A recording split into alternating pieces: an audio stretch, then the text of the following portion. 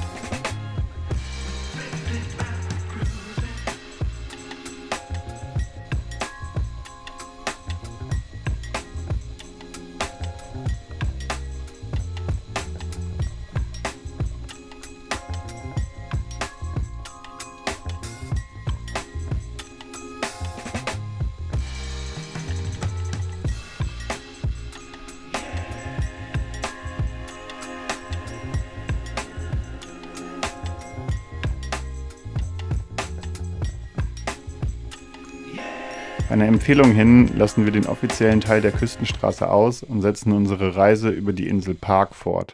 Hier staunen wir wieder einmal über die sich ändernde Landschaft. Im Süden, noch mit leicht grüner Vegetation versehen, hat der Norden der Insel eine fast wüstenartige Mondlandschaft. Für etwa 4 Euro pro Motorrad setzen wir mit der Fähre wieder aufs Festland über.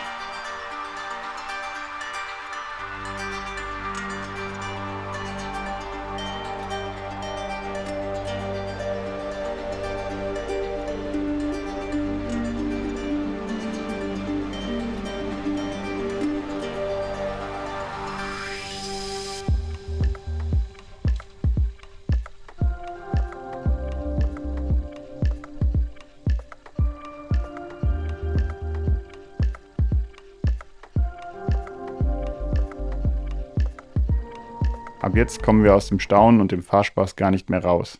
Die Küstenstraße um Rijeka begeistert mit Kurven und einem gigantischen Ausblick auf die kroatische Adria.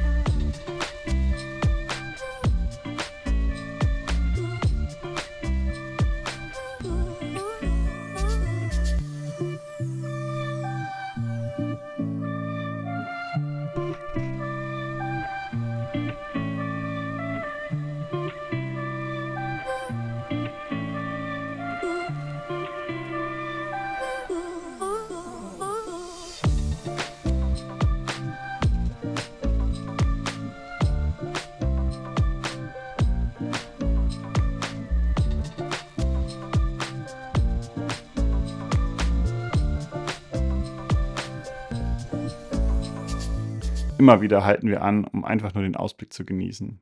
So erreichen wir es spät am Abend Rijeka. Die drittgrößte Stadt Kroatiens wird ein Jahr später Kulturhauptstadt Europas sein und begeistert uns jetzt schon mit einer wunderbaren Altstadt.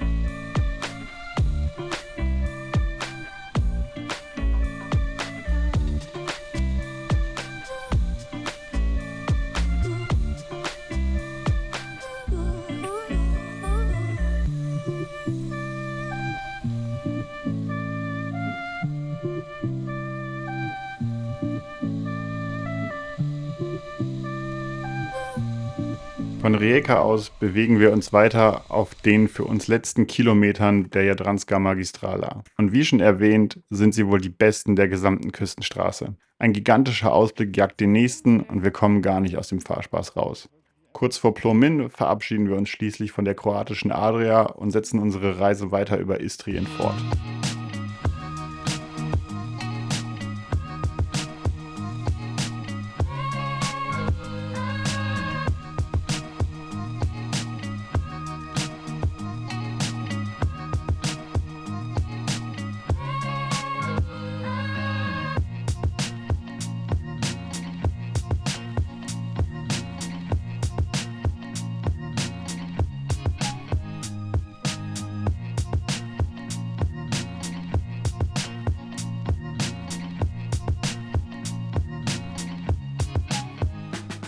Dieser Teil Kroatiens wirkt auf uns wie aus dem Mittelalter gefallen.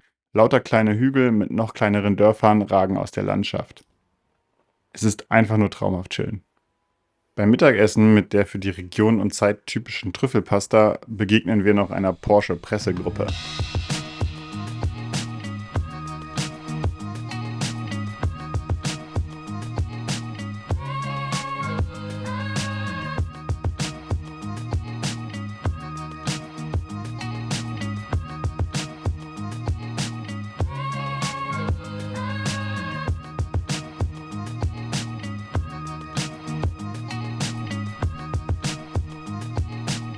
An der Grenze zu Slowenien müssen wir dann erstaunlicherweise nochmal unsere Ausweise vorzeigen, bevor wir noch auf einen Kaffee nach Piran fahren.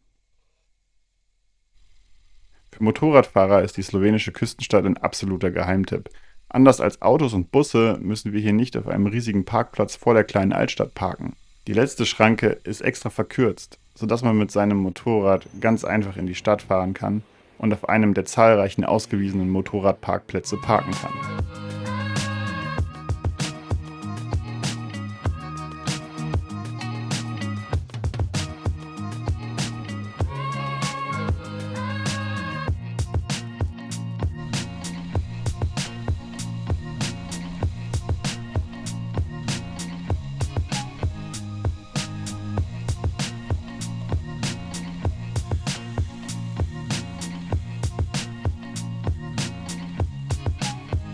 Bei Kaffee und Eistee an der wunderschönen Promenade vergessen wir etwas die Zeit, was dazu führt, dass wir erst spät am Abend und im völligen Verkehrschaos Triest erreichen.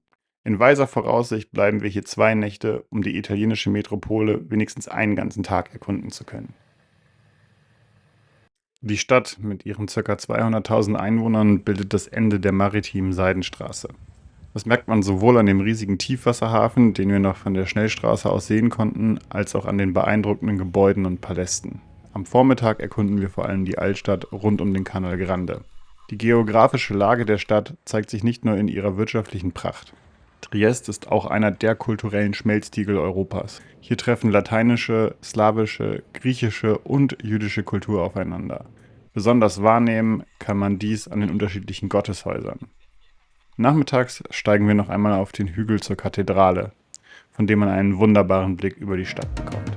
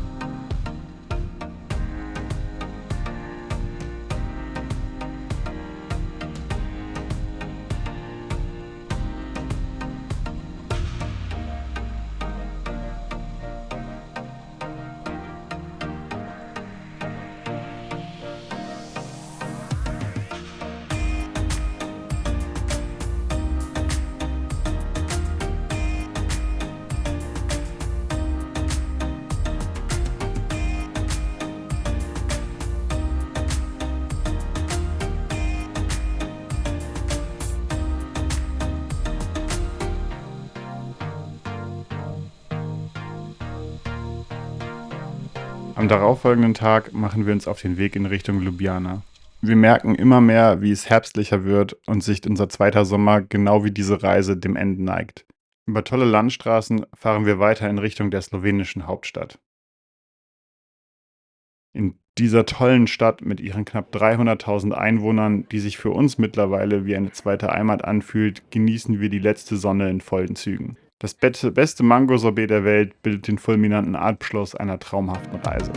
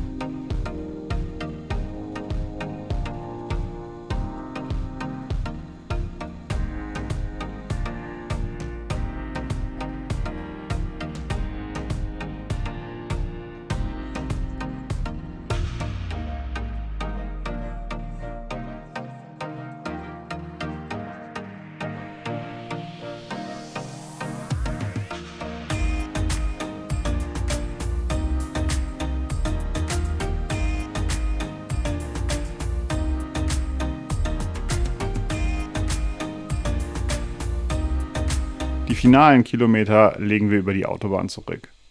Auch über Österreich und Bayern liegen noch die Reste eines Spätsommers, obwohl es schon fast November ist. Am Ende kommen wir wieder in dem gleichen Innenhof an dem wir für gut 4 Wochen aufgebrochen sind.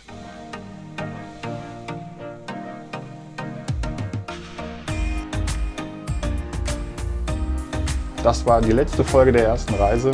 Wenn es euch gefallen hat, like und subscribe. Wenn es euch nicht gefallen hat, schreibt es mir in die Kommentare. Aber jetzt versuche ich jede Woche ein neues Video hochzuladen. Wir sehen uns dann.